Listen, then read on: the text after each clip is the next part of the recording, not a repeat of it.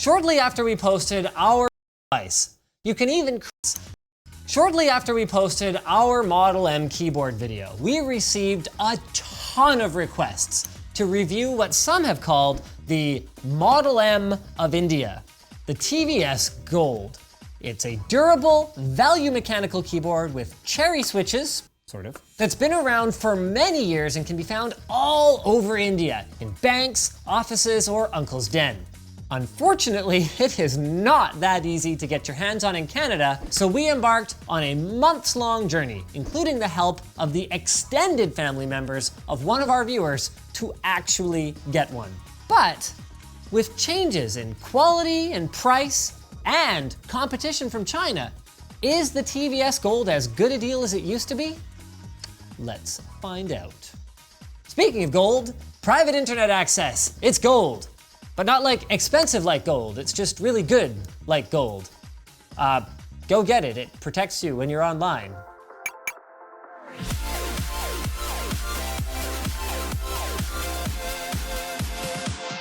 So here I've got an original Model M from 1986 and a TVS Gold from June 2018. Now, it's pretty obvious that the TVS Gold took some design cues from the Model M, like the lock lights, for example. They are identical, but there are some notable differences though, like this ridge, for example, that you can use to hold a pencil, or even 2 pencils. Also, the plastics themselves are pretty different. Now, Model M's were made with durable, high-quality plastics, including PBT keycaps. By contrast, both the keycaps and the chassis of the TVS Gold are made of the more common ABS plastic, which can get that that polished, shiny look over time from the oils in your hands. So we were able to confirm this with a quick acetone test. Going further, we can also see that the white lettering is coming off, even though the letter outline remains. That's because the legend on the TVS Gold is laser etched, which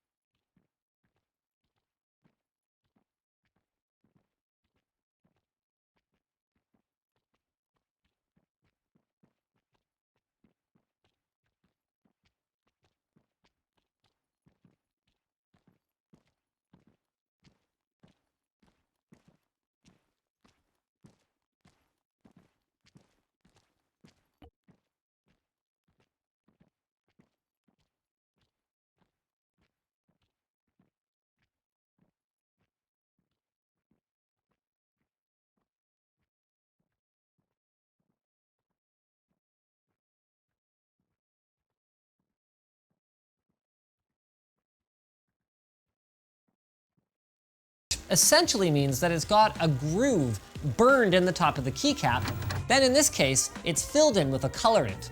So this kind of lettering isn't the most durable, but it's much better than pad printing, which is what most budget keyboards use, so it should last you reasonably well, even in a professional environment. The next thing that a lot of TVS Gold users talk about is the layout.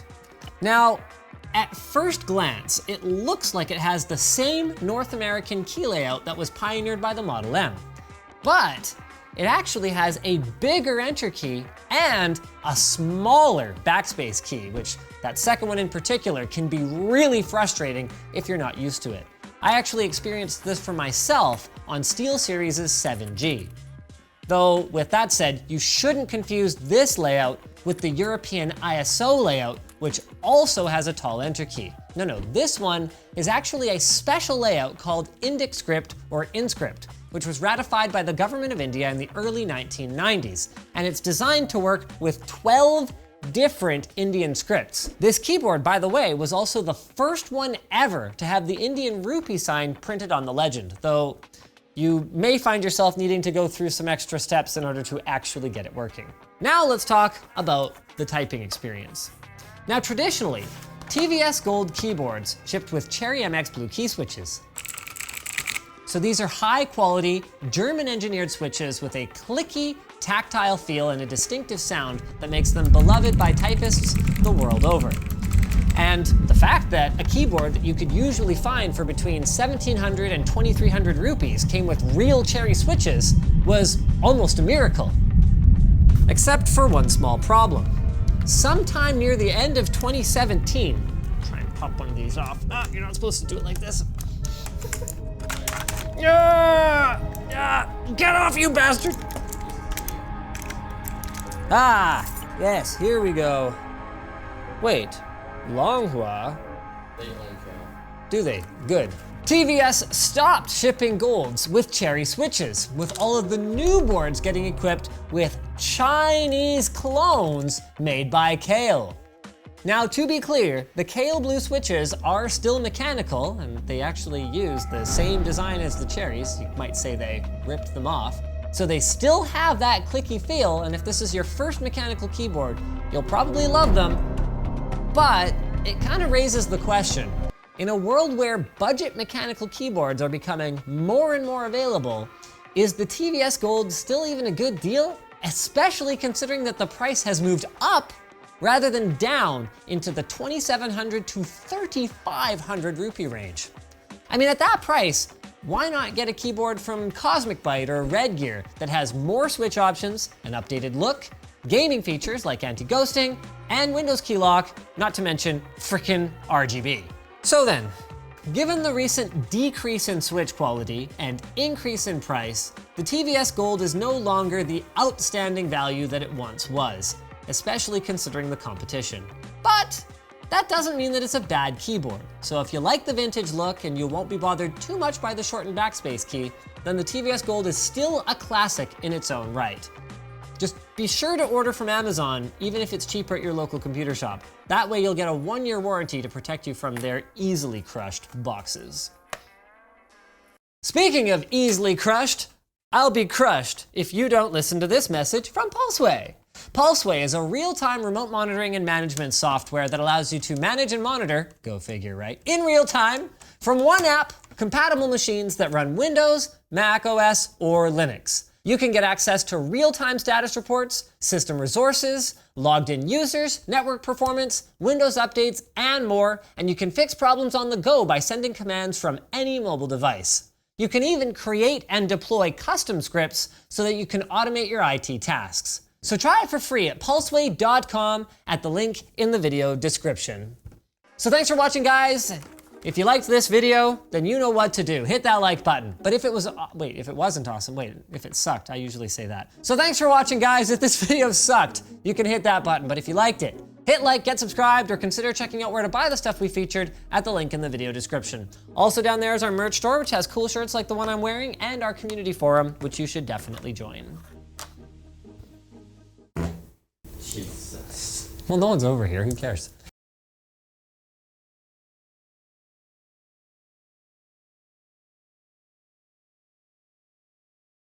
If you've been a viewer for long enough, you may remember that one time that I had a little moment reminiscing about my old Model M keyboard. So far, out of all of the keyboards I've used in my life, this is the best, most solid overall feeling one, other than I did have an IBM Model M, and nothing can compare. And I'm not alone. Not only did someone else care enough to re-upload that clip as its very own video, but there is a healthy second-hand market for these things, and you can even buy near identical brand new recreations today. But in the age of Bluetooth, RGB, and macros, should you care? Let's find out. Speaking of random LSTK, our sponsor, Humble Bundle. You can save money on games and help support charity with Humble Bundle. Learn more through our partner links in the video description.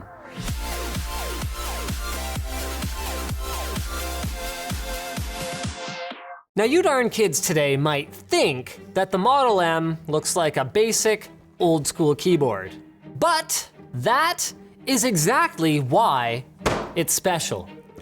The layout that nearly every keyboard uses today is standard because of this keyboard from over 30 years ago. Now, to be clear, the QWERTY layout has been around since the 1800s, but by the time IBM was releasing personal computers in the 1980s, keyboards needed a lot more keys than just letters and numbers. And prior to the Model M, these keys could be found in all sorts of stupid and seemingly arbitrary places. The reason that this board is different is that IBM put a lot of effort, even developing a 10-person task force, into developing a friendlier keyboard, letting focus groups rearrange, enlarge, or even duplicate commonly used keys. The result was this board that looks totally normal, except it's missing Windows keys and a couple of other things. You see, this isn't actually a Model M per se. This is the 0th generation IBM Enhanced keyboard that launched in 1985 as part of the IBM 3161 terminal. That's why it doesn't have any lights for caps, num, or scroll lock. Those settings would be displayed on the terminal screen instead.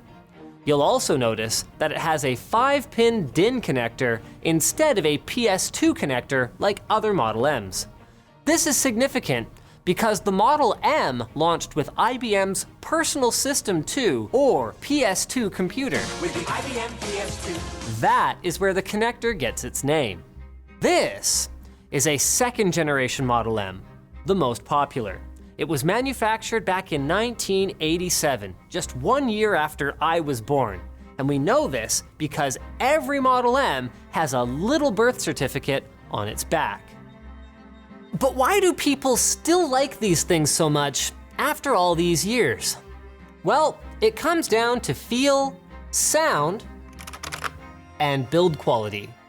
Model Ms use switches that are very different to the Cherry MXs that keyboard enthusiasts today might be used to.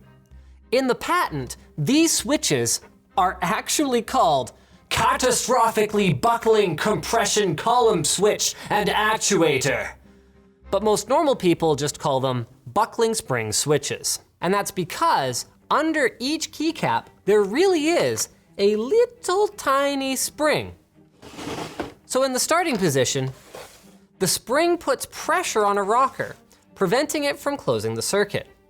But when you press the key down, the spring eventually buckles, tilting the rocker to contact a layer of membrane and registering your stroke at the precise instant that you feel the tactile feedback.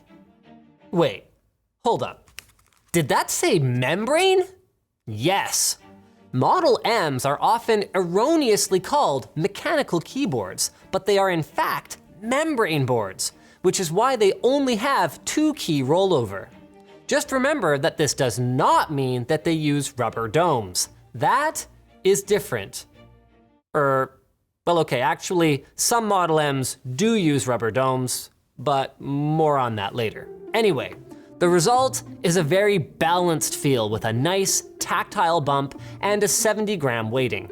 For pure typists, there's very little on the market, even all these decades later, that feels this good. But while the buckling spring switches create auditory feedback that some people find very satisfying, at least the ones doing the typing anyway, they also take a long time to register repeated strokes, making them unsuitable for competitive gaming. Though you could always just bludgeon your opponents over the head when you lose, because the Model M's are heavy boards. The plastic shell and the keycaps are made from hard PVC and PBT plastics that aren't painted and don't yellow with age, and inside, there's a heat-treated metal backplate that's responsible for the M's negligible deck flex and its 5-pound heft. At least, they were 5 pounds. Thing is, not all Model M's are created equal. In 1990, IBM sold part of its keyboard manufacturing division to what would become Lexmark. Lexmark continued to make these keyboards for IBM, but more cheaper. This Model M from 1995 demonstrates some of the changes, including one good one: drainage holes to protect it from its arch nemesis, water. Along with several less good ones, like a lighter backplate and plastic shell, a fixed instead of removable cable, a monochrome legend on the keycaps, and rubber dome switches. To be clear, they're good rubber domes, but still. Anyway, the keyboard gods work in mysterious ways, and the growing popularity of rubber domes led to the collapse of the mechanical keyboard business, with Lexmark dropping the keyboard division outright in 1996. And here is where our story gets interesting. A group of former IBM and Lexmark employees began slowly purchasing the Model M's intellectual property rights, except for the logo, and the physical manufacturing equipment that was used to make it. The company they formed is called Unicomp, and that's where this came from. It's a Unicomp Classic, and it was manufactured on January 15th, 2018. Because of this heritage, Unicomp Model M's aren't really clones, but they're more like descendants. So how do they compare to the original? Well, if you didn't spend the 80s and 90s typing on Model M's when they were new, it's kind of hard to judge the feel of a brand new Unicomp Classic against an IBM board whose spring switches are 30 years older. But even if you ask the people who have been using Model M's for decades, you will still get some who claim that the Unicomps feel identical, and others who claim that they feel very different. And from a certain point of view, they're both right. The Unicomp boards are modeled after the last model that Lexmark made. So while they have the exact same switches as the early boards, they are lighter weight, and interestingly, they can have imperfections on the case and less sharp lettering due to the aging mold and tooling equipment. So, our final take? The Unicomp boards are as close as you can get to, brand new anyway, to the original Model M, while also offering new color, interface, and key options, all for less money than most keyboards of a similar quality. So, as a well-priced typing board, I can see the appeal. But my money would go to either a more versatile Cherry MX or an older generation Model M off eBay, even though I know that I'd be paying a pretty penny and I would probably need an adapter. Speaking of adapting, FreshBooks is the small business accounting software built for how you want to work, more adapted to the pace of the modern world. Anyway, it's a simple way to be more productive, more organized, and get paid faster. You can create and send professional-looking invoices in less than 30 seconds. You can set up online payments with just a couple of clicks and get paid up to 4 days faster. And you can see when your client has seen your invoice to put an end to the guessing games. So for an unrestricted 30-day free trial, go to freshbooks.com/techtips and enter Linus Tech Tips in the How Did You Hear About Us section. Don't I seem super credible sitting here in this jacket like this? What do you think? No? Alright. Well, thanks for watching, guys, and a massive shout out to LTT forum user Ultimate Mythbuster for loaning us his 3 precious Model Ms for this video. If this video sucked, you guys know what to do, but if it was awesome, get subscribed, hit that like button, or check out the link to where to buy the stuff we featured in the video description. Also linked down there is our merch store, which has cool shirts like the one I actually am still wearing it, hold on. Like this one, and our community forum, which you should totally join. How about now? Do I look credible now? Yeah? How about now? What the?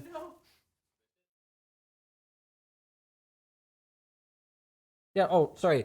Not suitable for Twitch.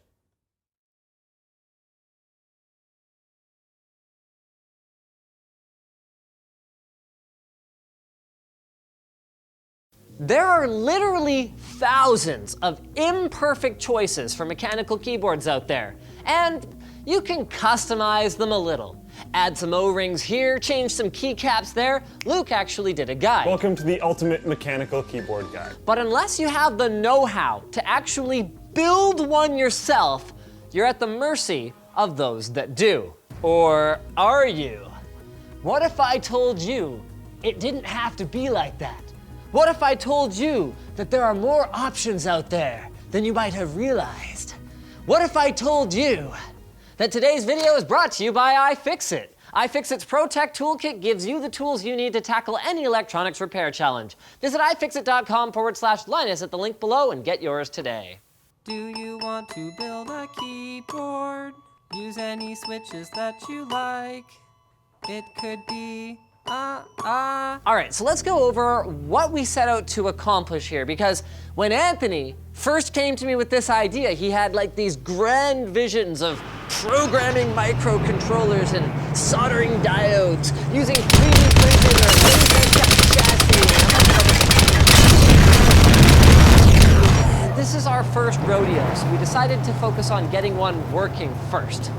So with that in mind then, we narrowed our search to parts that can bolt together relatively easily, meaning though that we can expect to pay a premium.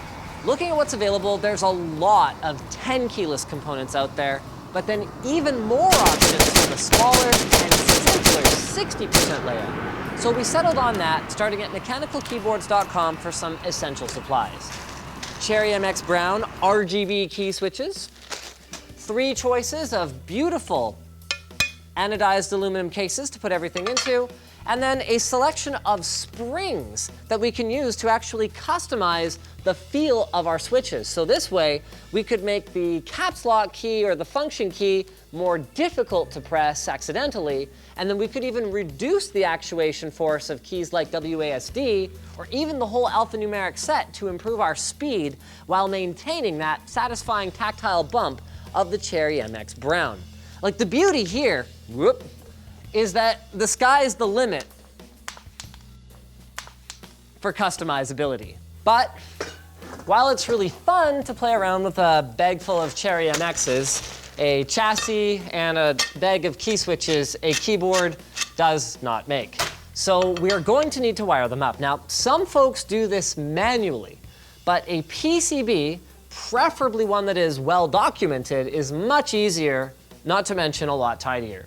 Now, there are swaths of options out there, but for our project, we turned to Banggood, where we found not only this nice wooden case, actually, this thing's really nice, and wrist rest, but also Satan. No, seriously, we found the Satan GH60, a fully programmable keyboard PCB that seems to check all the essential boxes. It's got macro support, an RGB variant, and it is widely used in the DIY community as a budget option.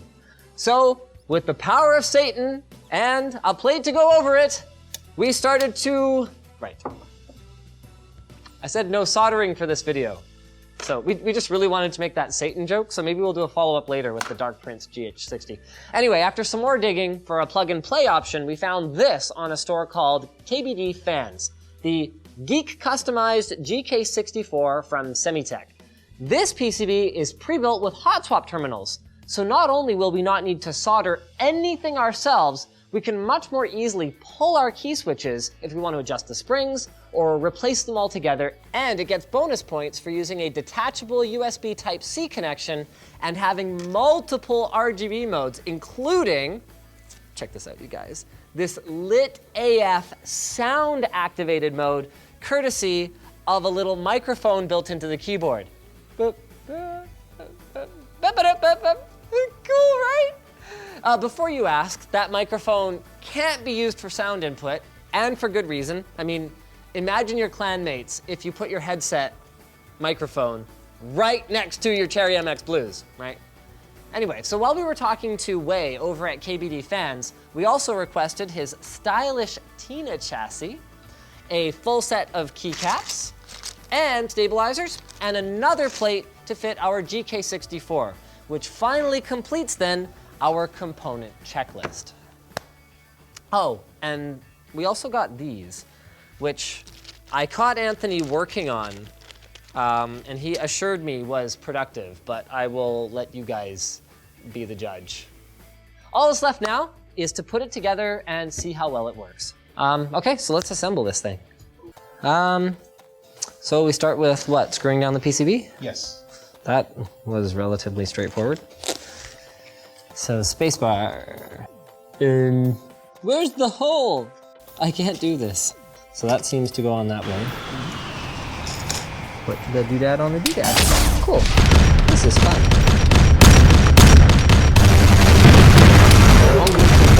It doesn't even sit like evenly, like it's bowed up in the middle. So you sure it would be faster to put these in the ceiling and put the whole thing down? Yeah, it's probably good.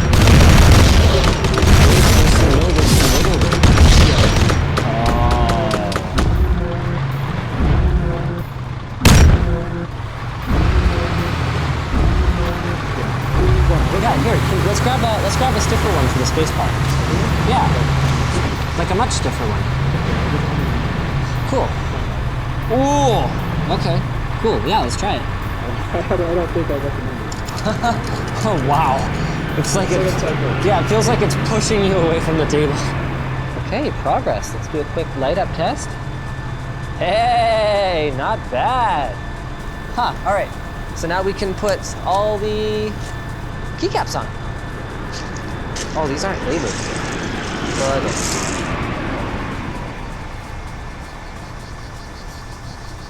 The backspace isn't working. O isn't working. How concerned out of 10 should we be on that about that? There we go. And that is one bent ass pin right there. Bent right over.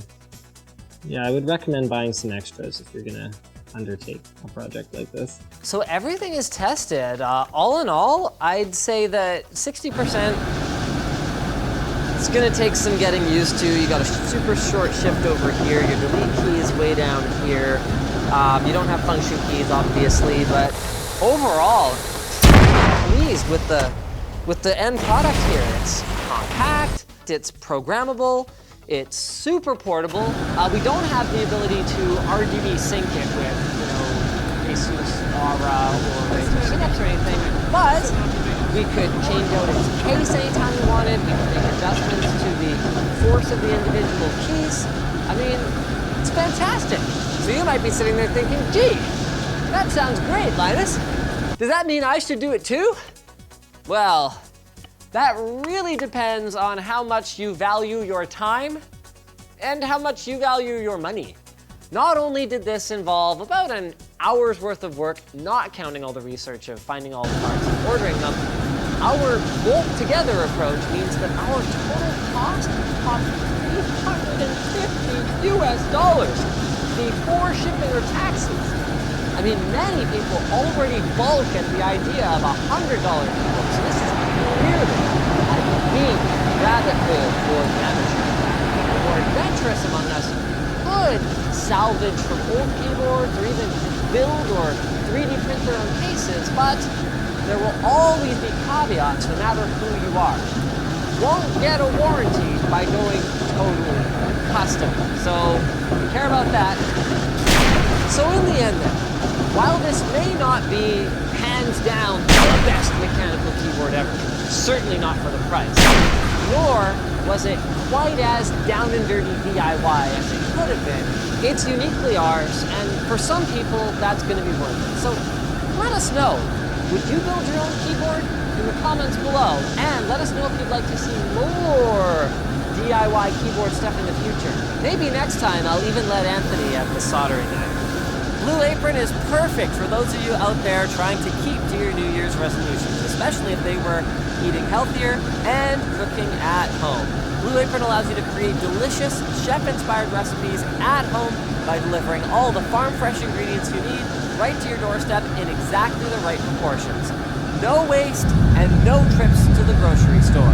They offer 2 types of plans, the 2-person plan and the family plan, and there are 8 recipes to choose from each week now instead of 6. So you can pick any combination you like, and they're always adding new dishes to the menu.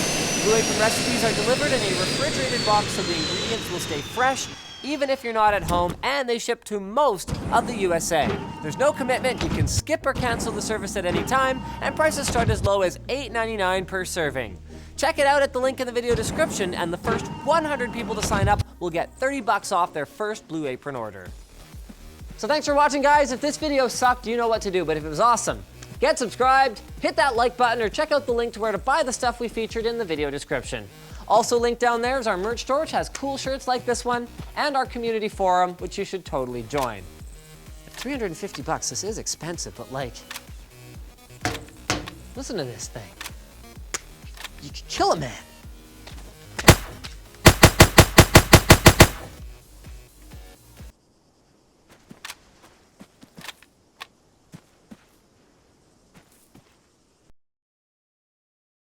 We've seen all the comments. Linus, please, focus on budget parts for a change. Something we can afford. We've heard your cries. In fact, here at Linus Media Group, we take your concerns very seriously. So here it is, my friends, the build on the tightest budget yet. Bask now in the glory of the $69 gaming PC.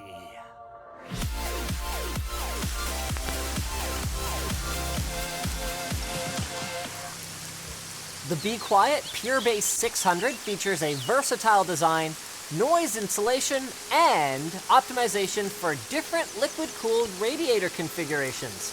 Learn more at the link below. Okay, so I guess before moving forward, we should give credit, or rather absolve ourselves of credit, for this build where credit is due. A little while ago, while perusing the PC Master Race subreddit, we stumbled across a thread where a user wanted to build a gaming PC for under $100. And Anonymous really came through for him or her, speccing out probably one of the most astonishing PCs we've ever seen for a mere $69 US. Disclaimer, if you actually need to build a gaming PC for under $100, it is possible. Get an old Dell Optiplex or something and throw a used video card in it. I can guarantee that'll be a better experience than what we're about to make. But come on, maybe that's been done 1,000 times on YouTube already. And we were far more interested in finding out just what kind of gaming experience could be had for exactly $69. So then, the backbone of any PC is the power supply, which is why we recommend the incredible Diablotech DA Series 250 watt to always be in close proximity to one of these. RAM, we've got covered by this 1 gig stick of Kingston DDR2 running at a rapid 667 million hertz. This will occupy all of the 1 memory slots in our VIA VB7001, which by the way is still more memory slots than a Razer Blade 2017. Now for our motherboard, we did end up with a slightly different one than the original post, but it has the same basic features and most importantly, processor. The VIA C7 is the heart of our build. A small, low-power, single-core CPU from 2007, running at a whopping 1.5 gigahertz with VIA Unichrome onboard graphics with support for the latest DirectX API. If by latest, you mean DX8. Even at the time, this was far from a powerful solution, and 10 years later, it hasn't exactly aged like fine wine. So, let's get this party started, shall we?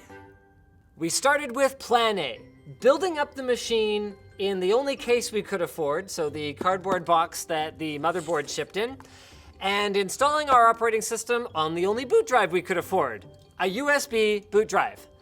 But we were quickly foiled by trash Windows XP booting support, so we moved on to plan B, Puppy Linux.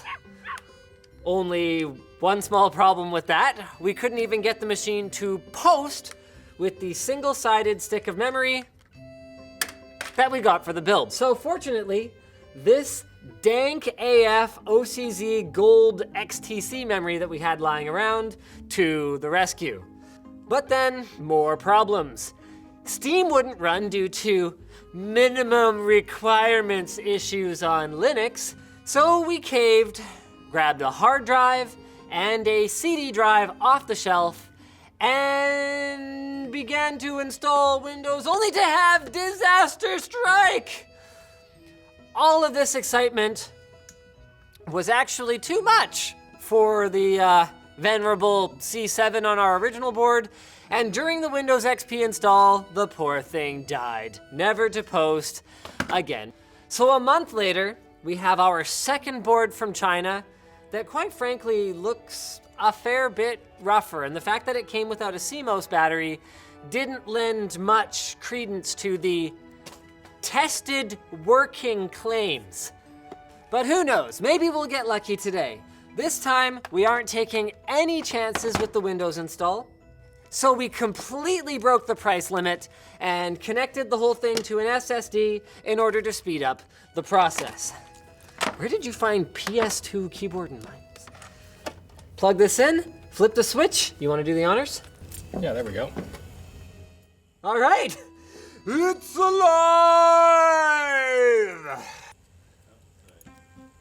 There it is. We got the post screen. Let's keep this right here between us. That way it's equidistant. Either of us can grab it easily. Oh, that beautiful Windows XP boot screen. Okay. Wow. What the hell is this? Are you really young enough that you don't even know how to change the position to at least, I mean, if you're gonna make it scary, you gotta make it full scary. What game first? Should we start with the synthetic benchmark? No, that's probably good for last because it might break it. Cool. Rainbow Six, maybe? Rainbow Six? Oh wow, I went to just start typing Rainbow Six. I forgot how the old start menu worked. Now my friends, this isn't Rainbow Six Vegas or Rainbow Six some other suffix. This is Rainbow Six OG. Wow, look at that cutscene. It's beautiful. Wow, those graphics. Wow, that fan manages to be pretty loud. Yeah, I think the bearings are bad on this one because it didn't sound like that on the other one. That's actually running not bad. I mean, all things considered. Look at those animations, it's beautiful. The whole Rainbow Six concept just didn't make a ton of sense to me. Like the idea of relying on AI, which is inherently garbage, to complete the mission rather than being a super soldier. Did it just crash? Oh, you just suck. Okay, this game's no fun. Tony Hawk's Pro Skater 4? No, that one doesn't open. Okay, That Tony Hawk's Pro Skater 2 works. all right. Do you remember game demos? We're running demos. It would be so good for our job too, because like then we wouldn't have to buy games to benchmark them. Oh, wow, this is actually running, okay, this is legit running pretty smoothly. I mean, that doesn't help me much. I even got like some blood effects when I fell down there. He's a really good skater if he can take these directions. We're playing Tony Hawk's Pro Skater 2. Yes, that was my childhood. Okay, how do you play this game? I think I did it on console. Okay. Whoa, he did a 360 no comply. Oh. Whoa! Oh, you lost all the points! Okay, so V does something. How do I get up speed? It keeps beeping whenever you press a key. Yeah, that's, if I like, press doesn't too many register. keys, do a thing and jump out of it. Oh yeah. Oh no! Oh yeah, I landed it. Taryn was good at a video game. Yeah. What the hell just Yeah. happened? Okay, what's next? You installed TF2 on this? Yeah, I could have told you that wasn't gonna happen. Well, it has a DirectX 8 mode though, so I was hopeful. Ah, well, let's find out if Quake 3 Arena will run. All right. Oh, okay. Now this. Okay, what res do you think we can run at?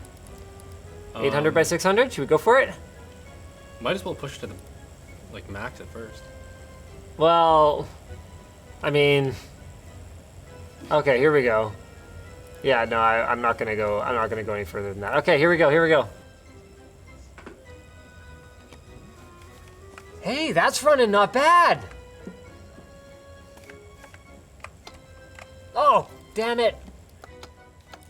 What? Go away. Go away. No! I haven't even managed to kill him once yet. Oh, I'm almost dead. Damn it. If I had any shame whatsoever, this would be really humiliating. Okay, let's fire up 3D Mark 2001 SE. Benchmark? Yep. All right.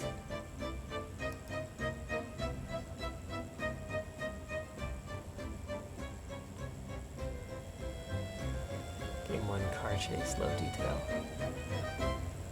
Okay, 14, 13 FPS. Okay, so quantitatively, this is not the best experience you can have with a gaming PC. Not even under $100, but was it a blast finding a 3-year-old Reddit post that someone obviously created kind of tongue-in-cheek to make fun of someone for not having a big enough budget, and recreate it and bring it to life? Yeah, for sure, but it's so bad that it's almost good again. Everything that doesn't run on it just crashes immediately. Yeah. So everything that does run on it is fun to do. So there you have it. $69 gaming PC, right there. Boom, you saw it here first and last. Skillshare is an online learning community for creators with more than 15,000 classes available in design, business, tech, and more. Anyone can take a class, try a project, or even teach a class themselves. Premium membership begins at around $10 a month and gives you unlimited access to learning. And you can learn from anywhere. Download the mobile app on Android or iOS and just tap into classes even when you're offline. And they've got all kinds of great stuff, even stuff that can help you professionally, like video editing with Adobe Premiere. The first 200 viewers to click the link in the video description will actually get, in addition to that low monthly rate, a 2-month free trial. So go try it out right now. So thanks for watching, guys. I hope you enjoyed this video. If you disliked it, you can hit that dislike button, but you'll make Alex cry. But if you liked it, hit the like button, get subscribed, maybe consider checking out where to buy the stuff we featured. Don't buy it. You can buy this.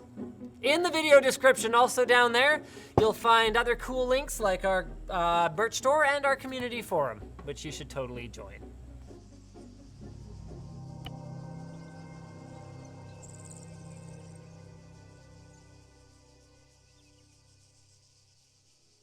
Ah, the mantra of the PC Master Race. Build your own PC, they say. It's cheaper than a pre-built, they say. But just how cheaply can you build a completely new system? And what compromises would you make if you were to do so? To find out, we purchased this bag of potatoes. Oh, and also we built this PC.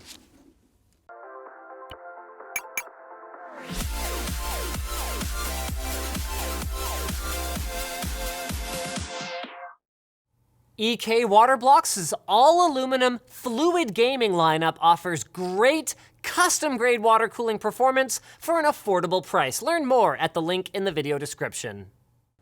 Okay, so the exact spec of the cheapest PC you can build seems to vary a bit depending on the day that you're shopping for it, and also just how ghetto fabulous you want to get.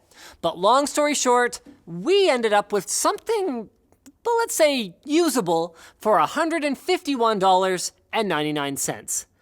And to clarify the usable bit there, we actually had managed to find a full system with this single-core Intel Celeron 440 that would have been $1.51 cheaper, but unfortunately, the Acer motherboard it was attached to was a lot funkier than we at first thought, and using it would have required some heavy case modification. So we settled for this slightly more expensive combo, a quad-core AMD A8 3870 and this ECS motherboard. Now, even with the right standoffs, Warlord's assembly of this thing initialized. was nothing Voting short for the of next sector. heroic. We dodged, we spun, we rolled away from the sharp, spiky insides of the Xeon case that we picked up for 23 bucks. I swear, around every corner, there must have been a sharp piece of metal just waiting for a finger to run across it. Finally though, still alive but not entirely unscathed, we fired our rig up and installed Windows 10. And with it all assembled now, had a chance to look at what it was that we'd created. At which time, we promptly wished we hadn't, because the build quality of this thing is atrocious. If this were the subject of an LTT review, it would probably go a little something like this. All of the materials of this product feel super cheap, because they are. And the whole system is lighter than some of the laptops that we've reviewed recently. At least I'll give them credit for this. The outside of the case is mostly free of sharp edges, but I still wouldn't recommend performing the old reach around to plug something in the dark if you don't want to get bit by this here Select wildcat. sector. Rawr. Overall though, in fairness, the look of the case isn't that bad, and it's not like it wouldn't be functional if you are on a tight budget. Though the inclusion of a rear case fan for exhaust would have been a nice touch. With that said, arguably, our 400 watt power supply does seem Sector to take care selected. of that job for the most part, probably because the Coolmax i400 runs its fan at full speed, as often as you should be using a condom at a brothel. So that is 100% of the time. In all seriousness though, even at idle, this system is uncomfortably loud due to that fan, and at full load, once the CPU fan joins the chorus, you'll actually probably be wishing for some earmuffs. The silver lining here, at least, is that with all that noise, you do get some half-decent thermals, with both the CPU and GPU leveling off at around 64 degrees. Spec-wise, though, well, you can forget about your favorite AAA games, because this thing barely scrapes by the minimum specs for Windows 10. I mean, the CPU is actually half decent for 38 bucks. It's 4 cores at 3 gigahertz feel like they're being held back somewhat by the rest of the system. So for productivity, this box works reasonably well, once all the extra visuals are disabled. Surfing the internet was serviceable, and even full HD YouTube playback was nice and smooth. At least until we ran out of RAM. And since there's only 2 gigs of the stuff, well, you can expect to be hitting the page file every so often. Just kidding, always. Protocol initialized. And oh Voting for the man, next sector. once you have to Select access the sector. hard drive, any resemblance of haste goes away. At only 5,400 RPM, the 160 gigabytes of storage is molasses slow. Like, type in a search for one of the 4 Blu-ray movies that you could fit on it, then go make a cup of tea while you wait for the results. But come on, who cares about hard drive performance? Let's answer the burning question on all of your minds. Can it game? I mean, the system does have dedicated graphics, so it should be able to, right? Huh. Well, dedicated? I think indifferent graphics would probably be a better term, since our GeForce 8440 GS doesn't give 2 cold shits about your frame rate. Coming in at $19, it sports 256 megs of DDR2 memory, and with a dinosauric 460 megahertz core clock, its 3D Mark score is 36 times lower than that of the lowly GTX 750 Ti. That's right, not a GTX 1080 Ti, but the 750 Ti, a card that costs only 5 times as much. So, needless to say, in our tests, we're going for playable rather than pretty. Half-Life 2 then, at 720p, medium to lowish details. Actually, not the worst gaming experience I've ever had. Though that's more of an endorsement of Valve's excellent storytelling than this gaming PC. And as for anything newer than 2010, well, you can forget about that. Even CSGO at 720p with the lowest settings yields an absolutely unplayable 10 frames per second.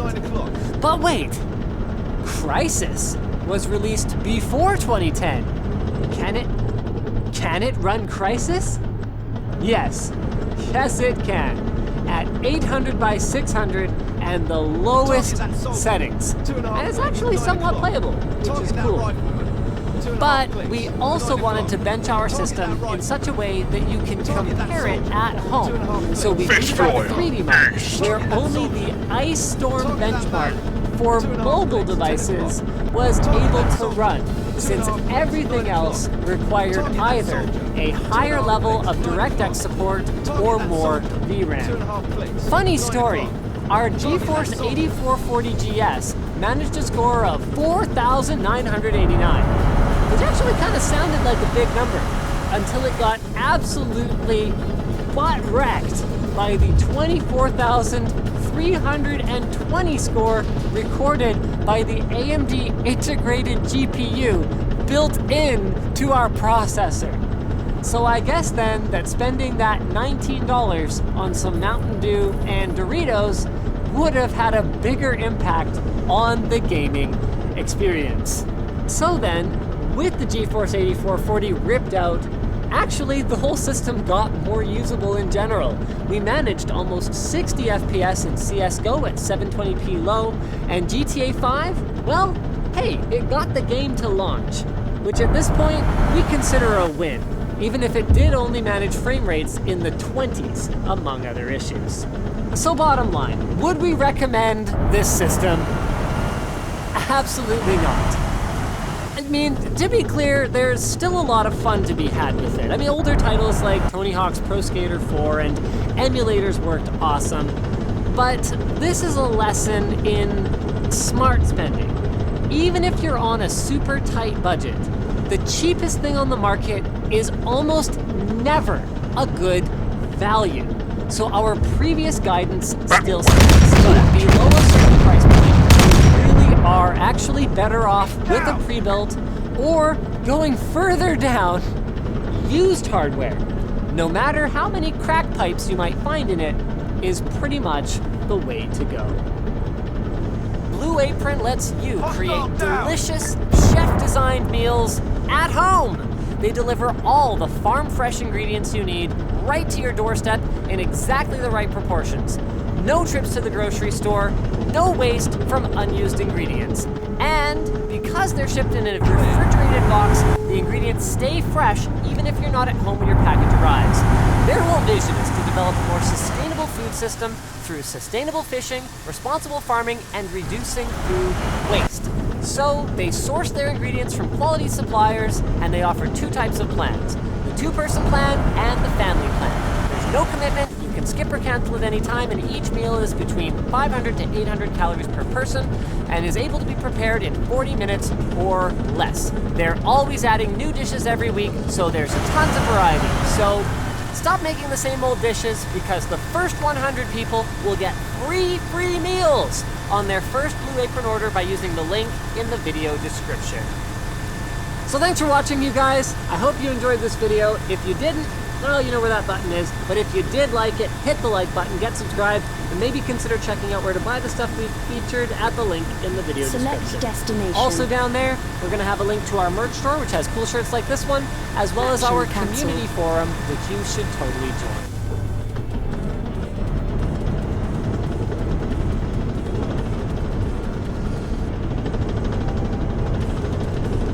The desk PC's desperate need for maintenance has been kind of easy to ignore because all I had to do to not be able to see, come check this out, colored foam at the top of the water in the reservoirs and the disgusting amount of dust on the motherboard was to just cover it with hoodies and Galaxy S9s and that sort of thing. But it's gotten to the point where it's actually loud. Like, listen to this. That's because of all the air in the loop. So, by popular demand, welcome to Desk PC Water Cooling Maintenance, a video that is going to be absolute hell. Brought to you by Thermaltake. Their P90 core tempered glass case features 5mm thick glass, an angled open frame design, different layout options, vertical GPU mounting with a riser cable included, and more. Check it out at the link below.